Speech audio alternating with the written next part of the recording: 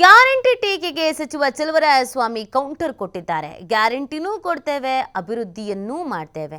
ಬಿಜೆಪಿಯವರ ಕೈಯಲ್ಲಿ ಯಾವುದೂ ಆಗಲಿಲ್ಲ. ದೆಹಲಿಯಲ್ಲಿ ಯಾಕೆ ಗ್ಯಾರಂಟಿ ಕೊಡಬೇಕಿತ್ತು? ವಿಪಕ್ಷದವರು ಕೊಡುವ ಸಲಹೆಗಳನ್ನು ಕೇಳ್ತೇವೆ. ಯಾವುದು ಒಳ್ಳೆಯದು ಇದೆಯೋ ಅದನ್ನು ಸ್ವೀಕರಿಸ್ತೇವೆ. ಸಿಎಂ ದಾಖಲೆಯ 16ನೇ ಬಜೆಟ್ ಮಂಡಿಸುತ್ತಿದ್ದಾರೆ. ಸಣ್ಣ ಪುಟ್ಟ ಕಲಹಗಳು ಪಕ್ಷದಲ್ಲಿ ಇದ್ದೇ ಇರುತ್ತೆ. ಅದನ್ನೆಲ್ಲ ಹೈಕಮಾಂಡ್ ನೋಡ್ಕೊಳ್ಳುತ್ತೆ ಅಂತ ಸಚಿವರು ಇದೇ ಸಂದರ್ಭದಲ್ಲಿ ಪ್ರತಿಕ್ರಿಯೆ ಕೊಟ್ಟಿದ್ದಾರೆ.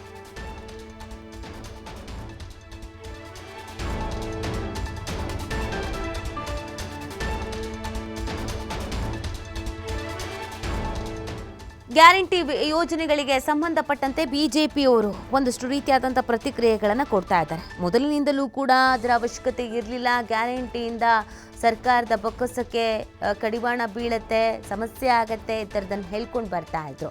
ಸೊ ಇದೇ ವಿಚಾರವನ್ನು ಚಲುವರಾಯಸ್ವಾಮಿ ಅವರು ಮಾತನಾಡಿದ್ದಾರೆ. ಈ ಗ್ಯಾರಂಟಿ ಟೀಕೆ ಯಾರ್ಯಾರು ಮಾಡ್ತಾ ಇದ್ರು ಅವ್ರಿಗೆ ಕೌಂಟರ್ ಕೊಟ್ಟಿದ್ದಾರೆ. ಗ್ಯಾರಂಟಿನೂ ಕೊಡ್ತೀವಿ, ಅಭಿವೃದ್ಧಿಯನ್ನೂ ಮಾಡ್ತೀವಿ ಅಂತ ಹೇಳಿದ್ದಾರೆ. ಅಲ್ಟಿಮೇಟ್ ಗ್ಯಾರಂಟಿ ಕೊಡಬಾರ್ದು ಅಂತ, ಗ್ಯಾರಂಟಿನೂ ಕೊಟ್ಟು ಅಭಿವೃದ್ಧಿನೂ ಮಾಡ್ತಾ ಇದ್ದೀವಿ. ಅವ್ರ ಕೈಲಿ ಗ್ಯಾರಂಟಿನೂ ಕೊಡೋಕ್ಕಾಗಲಿಲ್ಲ, ಅಭಿವೃದ್ಧಿನೂ ಮಾಡೋಕ್ಕಾಗಲಿಲ್ಲ. ಅದರಿಂದ ನಾವು ಮಾಡೋಕ್ಕಾಗದೇ ಇರೋವಂಥ ದೊಡ್ಡ ಪ್ರಮಾಣದ ಗ್ಯಾರಂಟಿ ಕೊಟ್ಟವ್ರೆ. ಅದೆಂಗೆ ಡೆಲ್ಲಿನಲ್ಲಿ ಇವರ ಮೋದಿ ಅಮಿತ್ ಶಾ ನಾವು 2,000 ಕೊಟ್ಟದ್ದು 3,000 ಕೊಟ್ಟವ್ರಲ್ಲ. ನಮ್ಮ ಸರ್ಕಾರ ನಾವು ಹೇಗೆ ಮಾಡಬೇಕು ಅನ್ನೋದು ನಮಗೆ ಅನುಭವ ಇರ್ತಕ್ಕಂಥವ್ರು ಮುಖ್ಯಮಂತ್ರಿ ಇದ್ದಾರೆ, 100 ವರ್ಷ ಇತಿಹಾಸ ಇರ್ತಕ್ಕಂಥ ಪಕ್ಷದ ಹೈಕಮಾಂಡ್ ಇದೆ. ಜನರ ಅಭಿಪ್ರಾಯದಂತೆ ನಾವು ಮಾಡ್ತೀವಿ. ವಿರೋಧ ಪಕ್ಷದವರು ಹೋರಾಟ ಮಾಡೋಕ್ಕೆ ಅವಕಾಶ ಇದೆ, ಪ್ರತಿಭಟನೆ ಮಾಡಲಿ, ಹೋರಾಟ ಮಾಡಲಿ, ಅಪೋಸಿಷನಲ್ಲಿ ಕೂತ್ಕೊಂಡು ಪ್ರಶ್ನೆ ಕೇಳಲಿ, ನಮ್ಗೆ ಏನಾದ್ರು ಸಜೆಷನ್ ಕೊಡಲಿ, ಅದಕ್ಕೆಲ್ಲ ಸ್ವಾಗತ ಇದೆ. ನಾವು ಅವ್ರಿಗೆ ಕೊಡೋವಂಥ ಸ್ವಾಗತವನ್ನು ಭಾಳ ಆರ್ಟ್ಫುಲ್ಲಿ ತಗೋತೀವಿ. ಯಾವುದು ಸರಿ ಇದೆ ಅದು ಮಾಡೋಣ, ಅದೆಲ್ಲ ಹೈಕಮಾಂಡ್ ಪ್ರಶ್ನೆ.